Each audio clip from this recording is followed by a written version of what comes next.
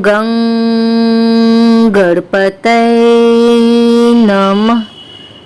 आइए सुनते हैं आज बुधवार के दिन गणेश जी की यह कहानी किसी भी व्रत या अन्य किसी कथा को सुनने के बाद अनिवार्य रूप से सुना जाता है। गणेश जी की पूजा के उपरांत विनायक जी की कथा, गणेश जी की कथा को सुनना अत्यंत ही शुभ होता है। एक बार गणेश जी महाराज एक सेठ जी के खेत में से जा रहे थे तो उन्होंने 12 दाने अनाज के तोड़ लिए। फिर गणेश जी के मन में पछतावा हुआ कि मैंने तो सेठ जी की यहाँ चोरी कर ली। तो गणेश जी सेठ जी के यहाँ 12 साल की नौकरी करने लग गए। एक दिन सेठानी राख से हाथ धोने लगी तो गणेश जी ने सेठानी का हाथ पकड़कर मिट्टी से हाथ धुला दिया। सेठानी सेठ जी से बोली कि ऐसा कैसा नौकर रखा है, नौकर होकर उसने मेरा हाथ पकड़ लिया। सेठ जी ने गणेश को बुलाकर पूछा कि तुमने सेठानी का हाथ क्यों पकड़ा? तो गणेश जी ने बोला कि मैंने तो एक सीख की बात बताई है।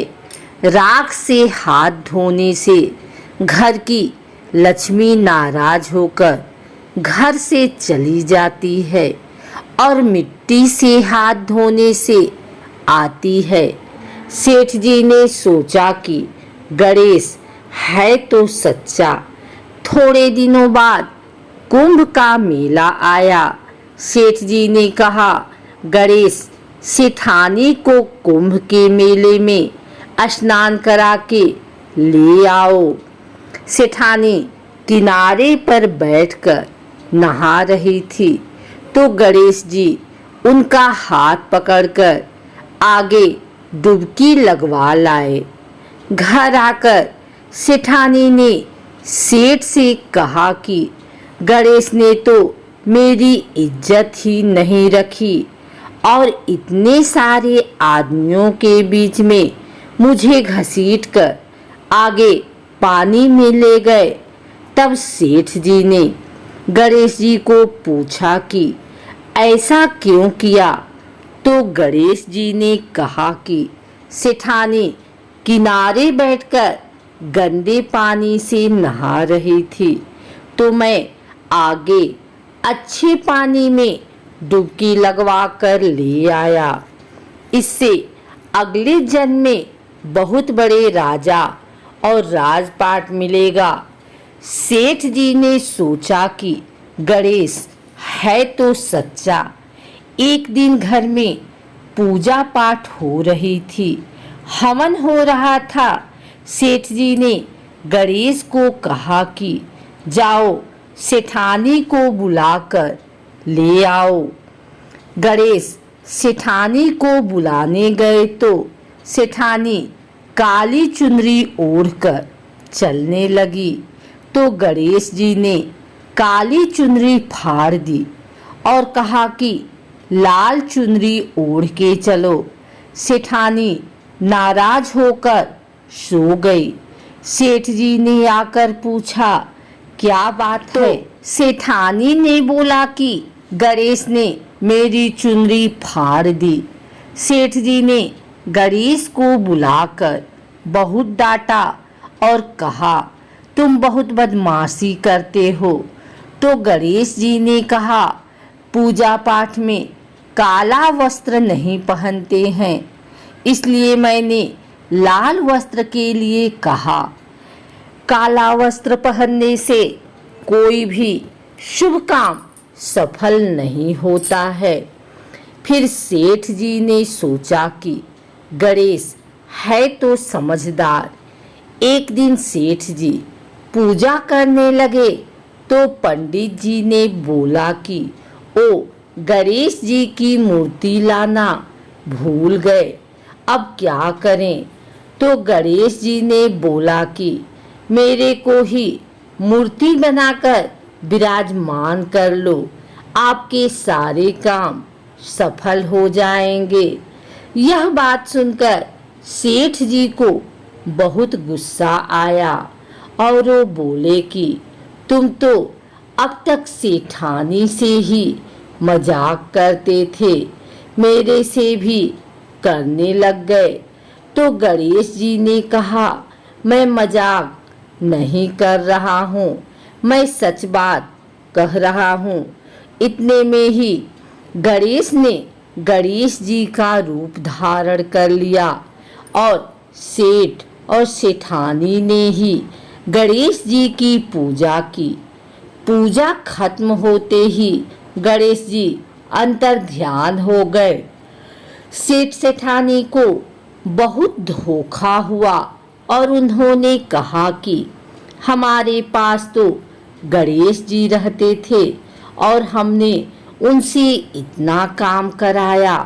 तो गणेश जी ने सपने में आकर सेठ जी को कहा कि आपके खेत में से मैंने 12 अनाज के दाने तोड़ लिए थे, उसी का दोष उतारने के लिए मैंने आपके यहाँ काम किया था। सेठ जी की करोड़ों की माया हो गई।